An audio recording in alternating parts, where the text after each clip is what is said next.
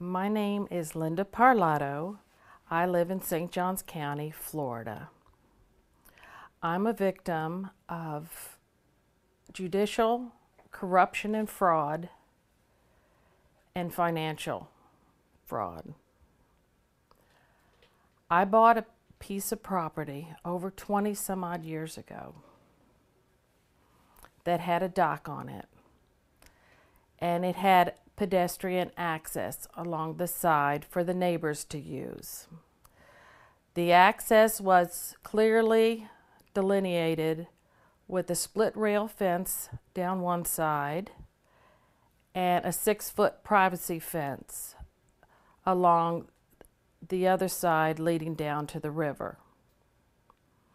There was a little L-shaped dock off the access area, and it connected into a large pier dock that was approximately 600 feet long in the middle of the property. We purchased the property from a developer. We wanted to buy it from the bank, but the bank didn't want to spend the money, and they said we had to purchase from the developer.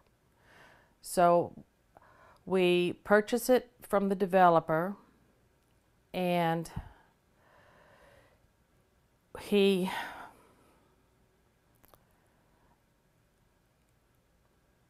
told us that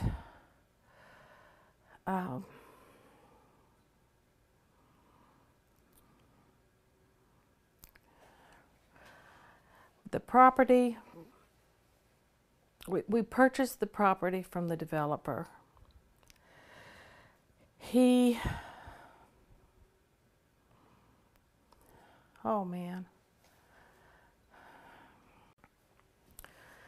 So we bought the property from the developer, even though we were aware that the property was flawed because there was no safeguards for the, quote, pedestrian access on the property.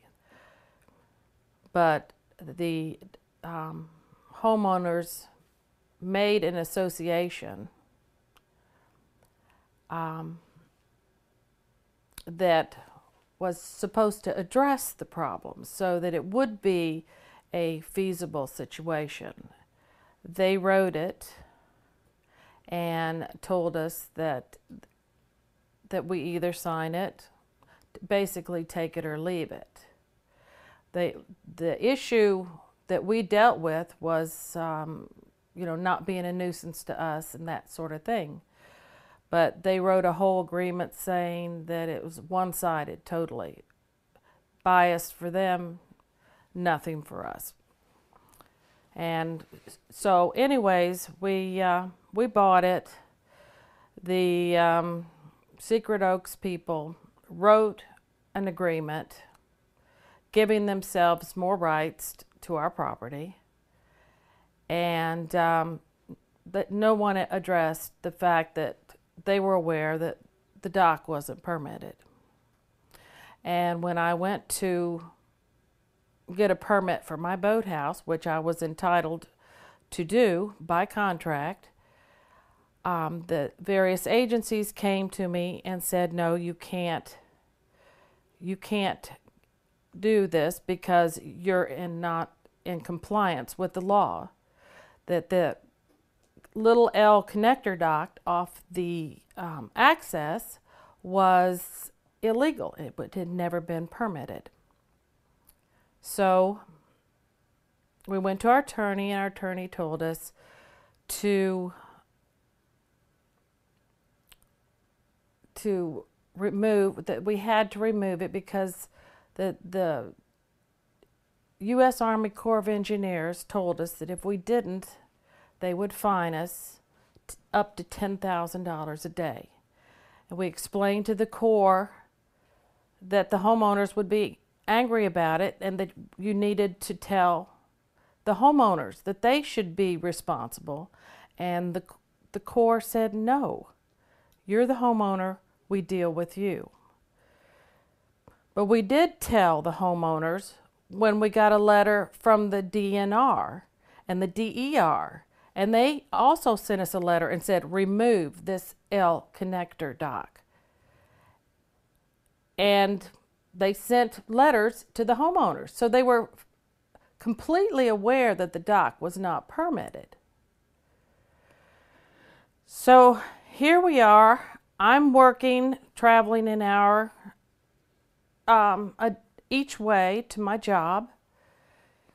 And my husband's trying to run a small business, a one-man business by himself, raise 2 children, and we get this overwhelming burden of the U.S. Army Corps of Engineers. And what do? So we go to our attorney. And our attorney tells us we have to comply. We don't have a choice. And we say, well, you know, how can we do it? These people have threatened us. You know, I can't do that. I can't take the dock. And he says, just have them remove the dock in the morning because people are less likely to be violent, and leave your home. So we did. We left our home. We left, and the dock builder fella, he came, and in less than a half an hour had totally taken the, I would say, poorly constructed connector dock that the developer threw up in his haste to entice people to buy lots. So a few weeks later, we get a lawsuit for stealing their dock, and the accusations in there were unbelievable, that we stole the dock and that we were mean people and this and that and whatnot. So we have a lawsuit now we have to deal with. In the meantime, the U.S. Army Corps of Engineers sends us a thank you letter. Says, thank you so much for complying with our order. Have a good day. So we have to deal with that. So we have this lawsuit, and it turns out that in St. Johns County, Florida, if you don't know the right attorneys, you're not going to go get anywhere. Apparently, the judge decided that, you know, I want to listen to all these people because they know what you did, what I did when I bought the house, what I did, and my husband, what we did, and how we came about purchasing the property. They knew more than me. So 15 families and spouses testified about how horrible I was, and I didn't know half of them, and that they were good people and everything was wonderful until I moved there and purchased the property. Well, of course, it was an empty lot. It was their private park. It was for sale, had a sign on it. I was the dummy who bought it. So I was a bad guy because they wanted to, so they were very angry that what they thought they bought wasn't, their bargain was not what they thought it was. So rather than sue George Law, the developer, they sued me because he filed bankruptcy. He lied when he came to testify for the court. Now, here is a developer that illegally built a dock, that lied to 15 people to entice them to buy, lied to the DNR and was fined, and he testifies, and the judge listens to him. Said, oh yeah, I took, what was his lie? His lie was, it was that he paid me, it was a terrible lie. It was that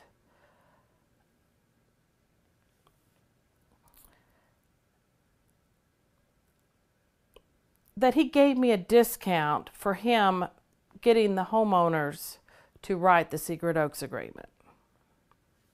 Well, that was a lie. He blackmailed us. The truth of the matter is, which the truth has nothing to do with my case because the truth never was heard. I never spoke. My husband only had 1 or 2 opportunities to speak in the whole lynching that we had. And the judge said, "You're obviously a son of a bitch."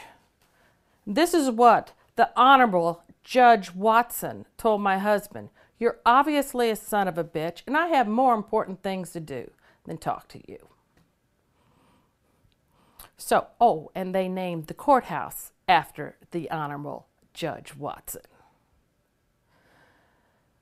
So, needless to say, Judge Watson decided that 4-foot pedestrian access to the water wasn't enough.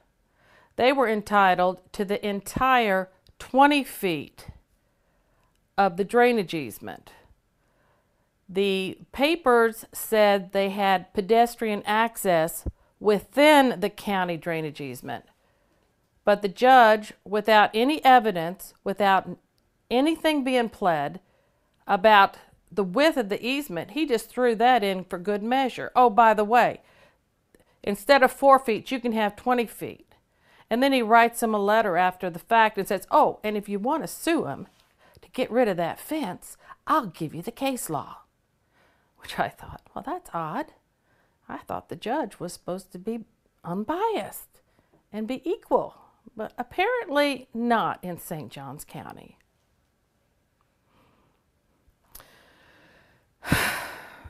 Then we had a trial that we were told that the judge decided that we weren't worth having a trial. He did not want to waste the taxpayers' money on a chicken shit case, which, by the way, has lasted. If I had killed someone, I would have been free by now. But since I told the truth and I bought a piece of property, I'm still suffering to this day. But getting back, this is a long story. This is so long. The judge in the hearing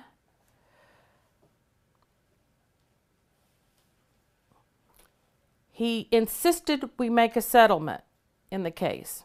He says, he told the attorneys, we had 2 and they had their 1. And he said, you guys make an agreement. I'm not wasting the taxpayers' time. I'm not going to let you leave here. So we made the, quote, settlement agreement. I wanted to be out of the association. I didn't want to have anything to do with these people. They threatened me. They threw things at my car. They tortured the teachers. The ladies that lived on the street that were teachers tortured my children in school. My children came home crying. It was a nightmare. A nightmare. But they're good people. We have to remember that all along. So, anyways, we make a settlement agreement, and we agreed to pay them $3,800 for the wood that we stole, even though we were ordered by the U.S. Army Corps of Engineers to remove it. And that's another story. And we made the agreement that we could not be out of the association because it said if you're an owner of the property, you have to be a member. And they said we would have to redraw all the papers, and they didn't want us to do that. So they said, okay, well, you don't have to pay dues or fees. Because I said, I don't want to have them suing me every 5 minutes to pay their legal fees to sue me, because their only purpose of this association has been to sue me for over 20 years. And they said that, you would be a member, but, you wouldn't have to pay fees. Okay, fine. That's better than a sharp stick in the eye. And the judge was going to settle the little odds and ends left over. Now, I didn't know the judge was going to give him the 20 feet. I mean, the judge came, he copied his buddy, the Ron Brown, who now works for the county. It's real close friends with the judges there. He wrote the story that Judge Watson copied in his order. Basically demonized me, demonized my husband, gave them property that they didn't bargain for, and we had to come back to get them to enforce the agreement. It said that they had to at least comply with the insurance and the maintenance of their access. And so he came back and he said, but of course, that just goes without saying. Well, he apparently doesn't know the people on Secret Oaks, because the people on Secret Oaks don't play by the rules. They play by a different set of rules. The contract says you must insure and maintain. They haven't insured it or maintained it in over 20 years. The reason they wanted to take the fence down was because it was so overgrown from lack of them maintaining it. And of course, they didn't have insurance. And we tried to go back to court to get the judge to enforce the Secret Oaks agreement that they maintain and insure it. And we got thrown out every time. Just forget it. No matter what we say, it didn't matter. Secret Oaks could do no wrong. They walked on water. So a few years down the road, they file another lawsuit. And they say, well, we placed this fence, where the split rail fence was, and the privacy fence where the developer put it. We placed that fence there to block them from their access of the entire 20 feet. Even though they knew. And I have evidence. They always had 4 feet. They said, we want it gone. We want the entire 20 feet. Went to the court, another judge, Judge Mathis. Judge Mathis, now this was the most sick, sadistical, cruel human being I've ever been around. He probably cooked ants and bugs with a magnifying glass as a child, because he truly savored every moment of torturing us in the courtroom. He took pleasure in torturing us. And in the end, after the hearing and going through attorneys and expenses, he said they have the right to the entire 20 feet and they can take the fence down. That's fine. So they don't do anything. The yard's overgrown. Everything's, the economy's going to hell in a handbasket. Everybody's just trying.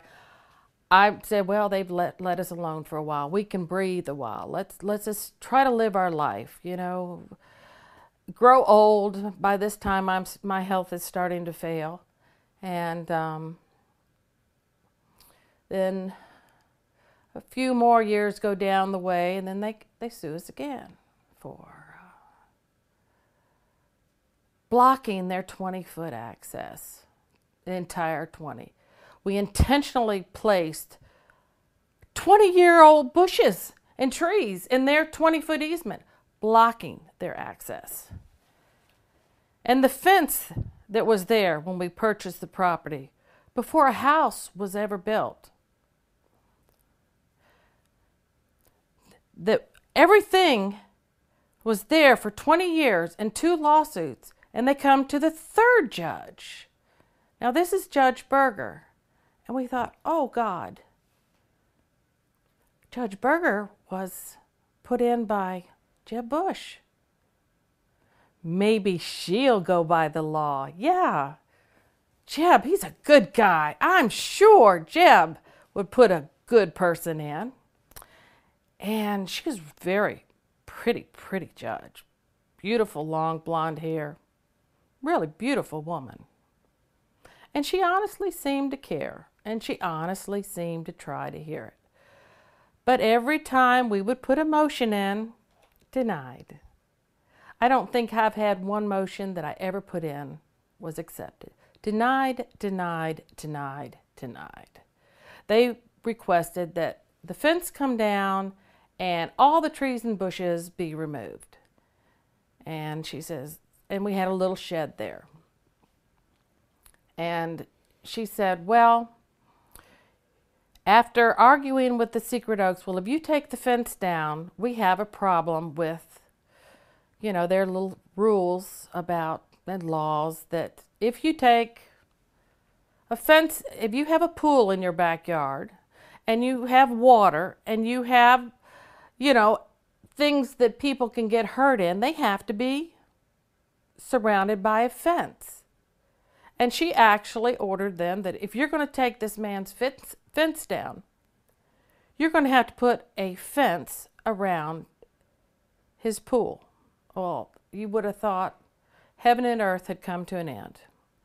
They wanted to put a stockade fence around the pool. And even she seemed reasonable, and she said, that's crazy. You can't put a stockade fence around a pool. You have to have it open where you can see if a child falls in. So they begrudgingly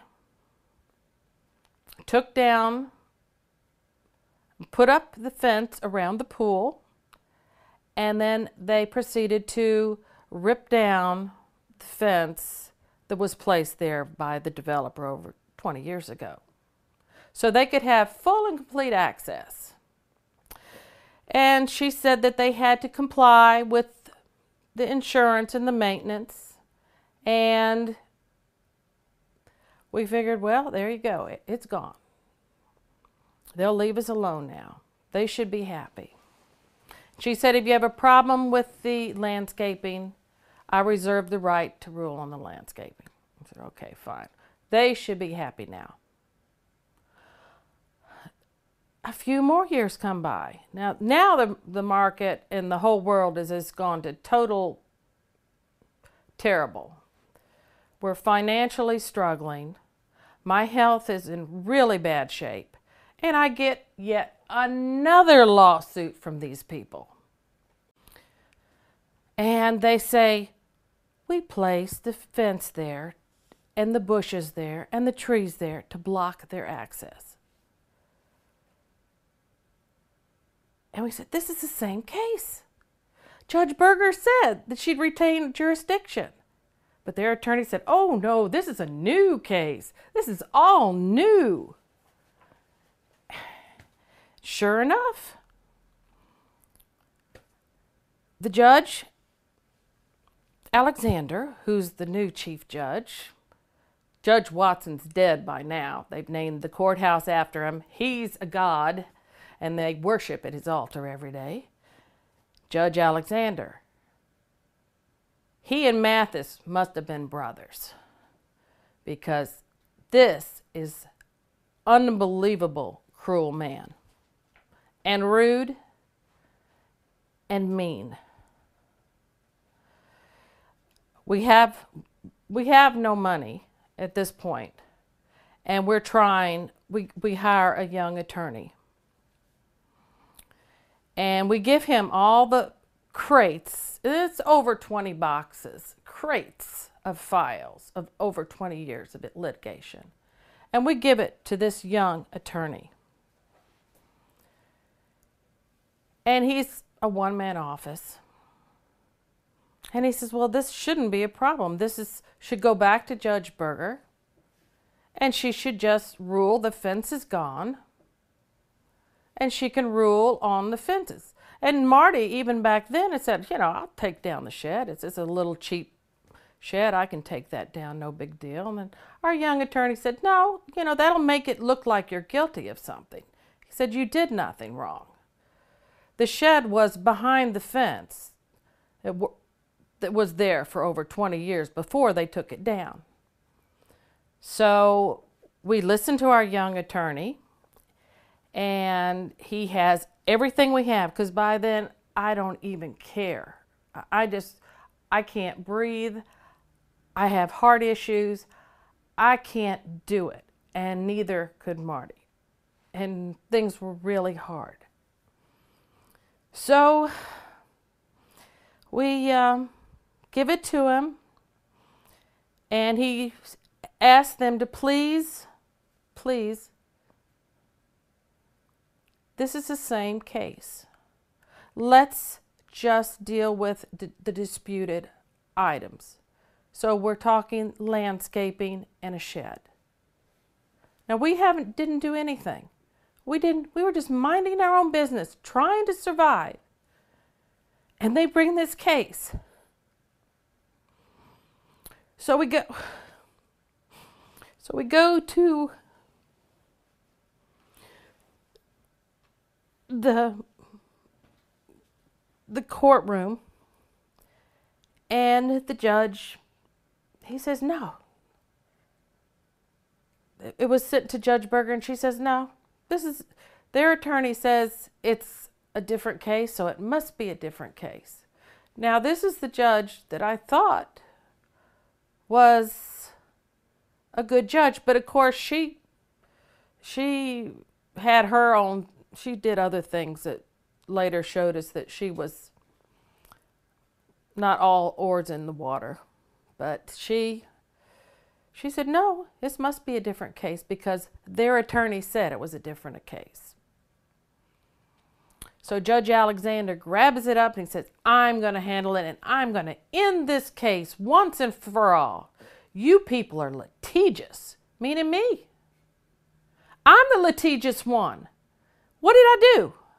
I bought a piece of property, and I tried to raise my children and live, and I'm litigious? Okay, fine. I've taken lots of tranquilizers for my heart, because I'm not supposed to get upset. And, okay, so I'm going to deal with the name calling and everything. We'll let this young attorney handle it. We told our young attorney, this judge is dangerous. Anything and everything we say, we can't win here. We might as well be talking to a brick wall. The man won't listen. He says, I can't recuse this judge. I have to work here. We weren't in any position to get another attorney. It was either him or us, and we knew we couldn't do it because we tried before, and the judges tortured us. Unbelievable torture. So we let the young attorney handle it, and he said this is a slam dunk case. It's wide open. You haven't done anything. What's the problem? Oh, there is a problem. They were wanting to launch a kayak in our backyard on the pedestrian access. It's pedestrian access. They had no insurance. We told them, you can't launch boats in this backyard. This is just to go to and from the river. Well, they didn't like that very much. So they told their story. And they're good at storytelling. They've got it down to a fine art. I don't call them the SOA KKK for nothing. So they get their story together. They go to them and it's, oh, well, we stopped them. We were blocking their access to the water. I'm not there half the time. How could I block anybody from anything? I just asked them, have insurance. Show me proof of insurance. No. They said no, they're not going to do that. So we go in front of the Honorable Judge Alexander. And he proceeds to destroy my young attorney. Called him names, berated him. He fined us because our young attorney could not get through 20 cases, 20 crates of files in time to turn over all our files. They asked for over 20 years of files on things that had already been litigated. What we knew and when we knew it, which was litigated under Judge Watson 20 years before. He said, no, get everything. It's okay. So we have to give him 20 years worth of files. And I have serious memory loss issues. I take a lot of medication. And even if I didn't, I couldn't remember what was written to me, a piece of mail 20 years ago. But they have it, and Judge Alexander decides that my young attorney couldn't get it in the time frame. He couldn't go through 20 years worth of files. And he was a couple days late, and he said, that's okay. They'll give you leeway on that because they'll understand. No. Judge Alexander fined us, I think, $2,500 for being late a day. Our attorney was late going through the files and giving it to them, so we were fined.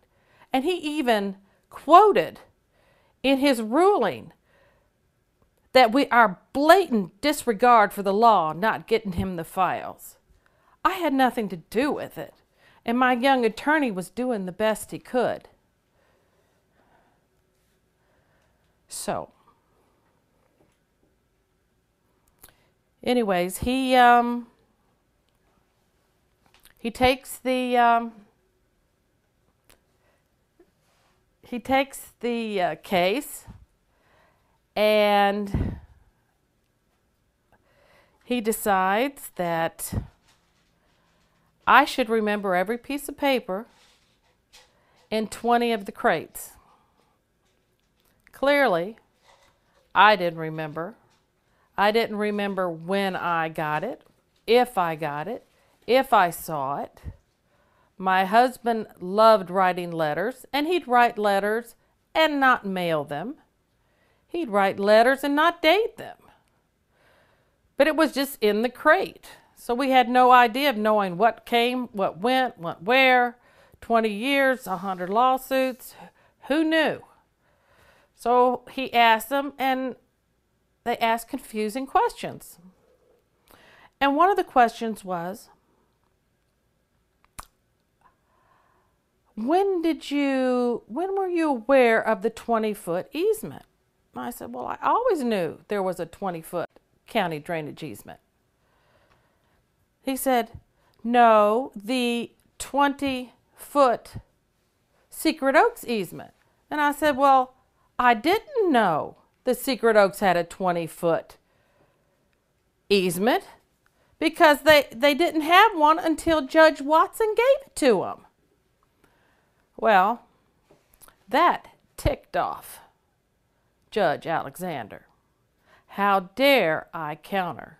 So our young attorney came in and said, now, you asked them to tell the truth. They're telling the truth to the best of their ability. But we will stipulate that Judge Watson's order already ruled on what the truth was. And that was what he said it was. Not the real truth, but by the law, his truth supersedes the real truth. And so we stipulated that. So I was in kind of a catch-22 because do I lie and tell Judge Watson's truth which is what he put in his orders, or do I tell the real truth?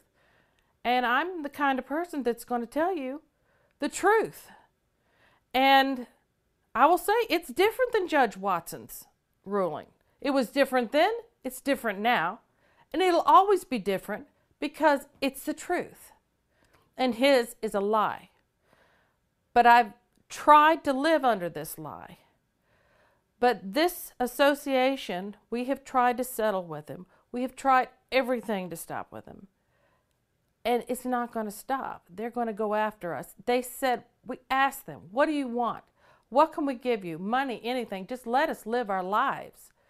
They said, we want you dead. It's bad enough you have to drive down the street and they throw things at your car, harass your children, snoop into your financial life, go after your customers of a small business, order junk email. I had email, not email, but mail, where they ordered magazines, books, plates, all kinds of crap in my name and sent it to me in my house. And I had it stacked up for years in my garage. All this crap they ordered. And I had to spend my time, instead of taking care of my family, I had to call the magazine companies and beg for them and explain to them, I didn't order this. There are people on my street that are doing this. And I had to deal with that. And then when I was working at my husband's business, they called his customers and belittled him to his customers. They have done so many things to attack us that it's unbelievable. It's very complicated. It's very hard. But in the final draw of this, Judge Alexander decided that he was going to show us just how godlike he was, how he could crush a family. So when their attorney put in their attorney, who happens to be a ambulance chaser type personal claims attorney, took this case, and so he brought up a fraud on the court charge, which is commonplace for personal injury attorneys to bring up. He brought that up, and our attorney said, you haven't done any fraud. He said, I've looked through your file. Everything you've said is true. It's all here in black and white. There are pictures, there are surveys, there are everything. He says, you tell the truth, but you stipulate that it's different than what the judge ordered, because they've ruled against us on every single instance. So I did.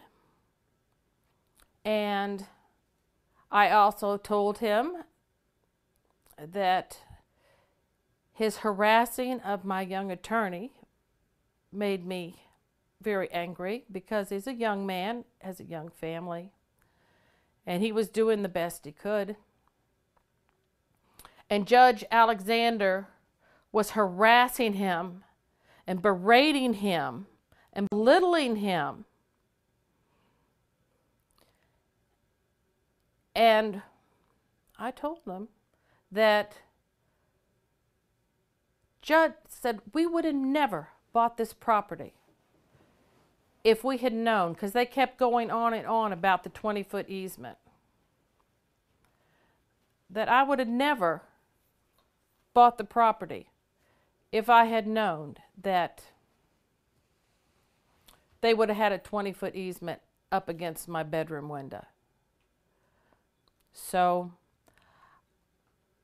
and I told him that Judge Watson, whom the courthouse was named after, and was a good friend and highly respected man in the judicial community, he had a conversation with my husband over 20 years ago.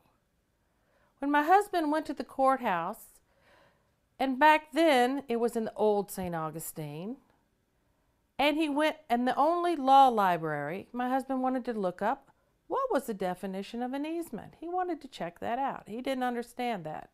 So he wanted to go to the law library and check it out. The law library was in Judge Richard O. Watson's office, and he had a long conversation with Judge Watson. I didn't realize then, because I was young and naive and really thought judges were honest people, which they're not, and they went by the law, but they don't. I honestly thought that Judge Watson would be an honorable man. He wasn't. So I told that to Judge Alexander, and he decided it's time to crucify us. And so he said that we committed fraud on the court. He was going to fine us almost $250,000 in penalties and to pay their legal bills, to rehear a case that had been heard 3 times. And that Secret Oaks could not only remove every tree, brush, shrub, or twig in my yard, but that it was okay for them to bulldoze the grass out of my front yard, up to my bedroom window, down, rip out a 20-year-old grapefruit tree that was hurting nothing. They could easily access it. You could run circles in loop-de-loo. There was mulch there. They wanted it dirt.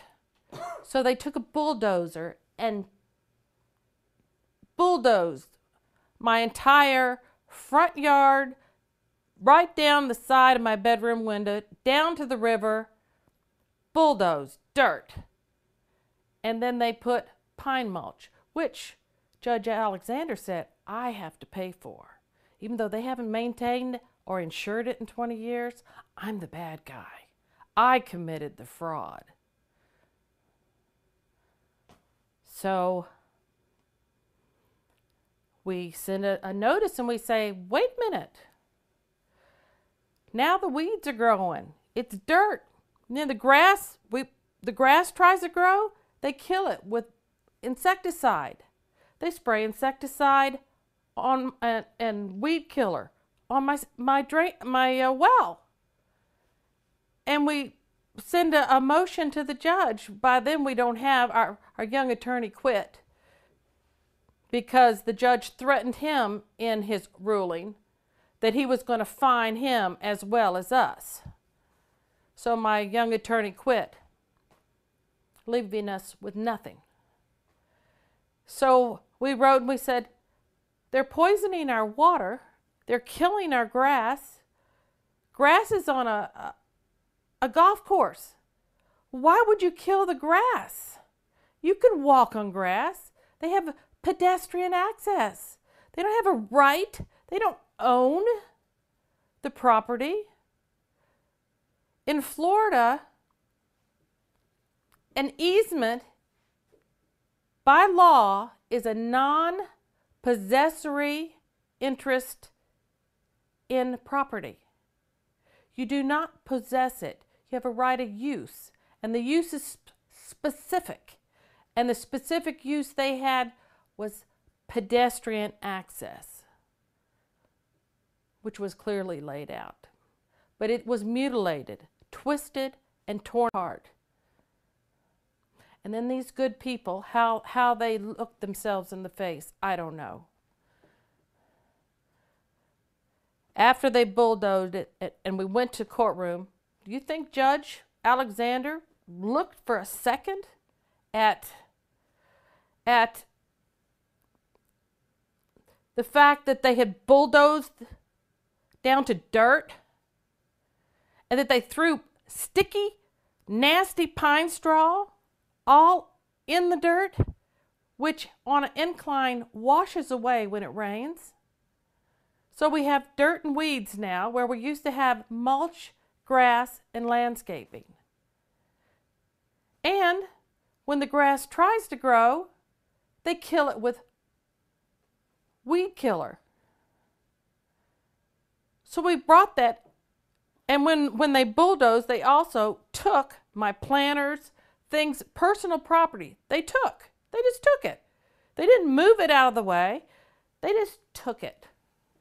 So we told the judge this, and we thought, for God's sakes, he's got to have a heart, a soul, something. No, he ignored it. They came back and they said, we hadn't paid for them to bulldoze my yard yet. We want our money. He's in contempt, Your Honor. So the judge wrote an order, and it said that my, by now, ex-husband and I had to come up and pay the money and the fees and the fines, or go to jail. This is Christmas time, which I haven't had a lawsuit-free Christmas in over 20 years. So I told my children that I just as soon go to jail because I don't have the money. And my daughter was upset. She said, Mama, I can't have you in jail for Christmas. So they took a loan out with the credit union to pay for them to destroy my yard. So we did that. And they got their blood money. So I filed bankruptcy because I don't have anything left anymore. Except my home and my children. And I'm really tired. But that was my home. That's all I have now. And of course, Secret Oaks is going after the last thing I have, and that's my home. Because that's what they want. So I'm expecting any day we'll get a ruling from the judge that if I don't come up with $250,000, that I'll have to go to jail for life again. And I just think that it's a crime that a federal agency would give you an order like that and watch you hang. And they're acutely aware of what's going on. I have written my congressmen, my senators. The only politician that helped me was Jeb Bush, and he sent his ombudsman to try to negotiate and stop Secret Oaks. And they refused him. They wouldn't even talk to him. But besides that, no one. I've written hundreds of letters to my congressmen, my senators, my representatives. Tried to get newspapers. No one cares. The newspaper people screw it up. It's so complicated. But bottom line is that a federal agency should not do this.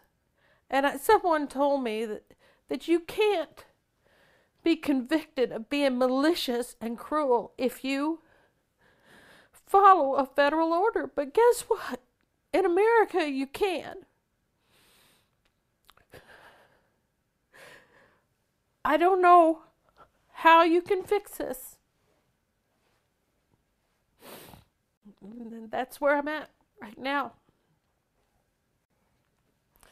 I need to clarify that I own, and my husband and I used to own, the entirety of that property. Secret Oaks owns nothing.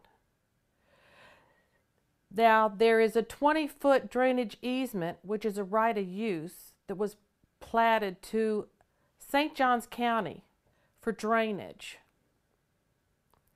And that's where the documents say that Secret Oaks had pedestrian access within the county drainage easement. But the county can't take over my life. They're using my land. It's still my land. I can still grow flowers. I can still plant grass. I can still enjoy my life. They're good neighbors.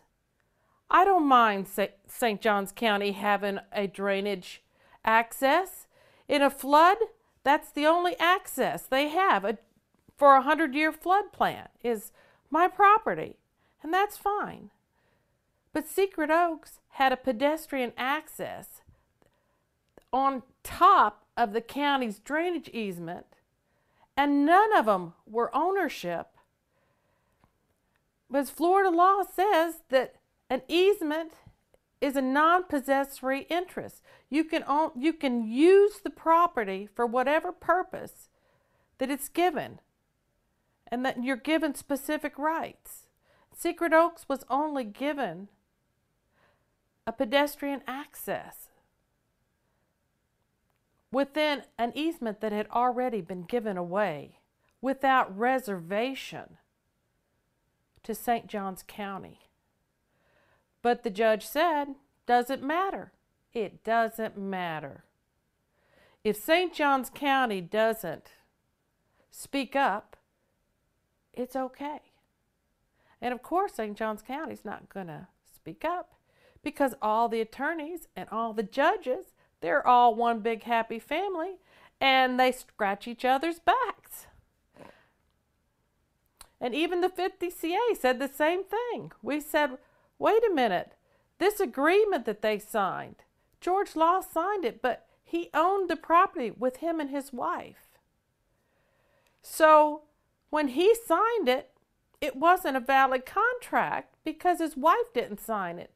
And the judges say, well, if the wife doesn't sign it, it's up to her to dispute the validity, not you.